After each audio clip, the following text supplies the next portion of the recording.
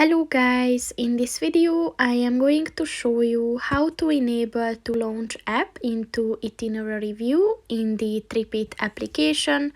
But first I just want to mention, don't forget to subscribe to my channel, because at 10,000 subscribers I am going to show you my whole YouTube revenue statistics and growth strategy, as well as how to make money online. Let's jump into it. First of all, open the application on your phone and then click on the account button at the bottom of the page on the right. And then scroll down and click on the settings button. And at the preferences section, look for the launch app into itinerary view. And in order to enable it, just click on the white circle next to it. And once it turns blue, this function is enabled. So that's pretty much it for this video, guys. See you in the next one. Goodbye.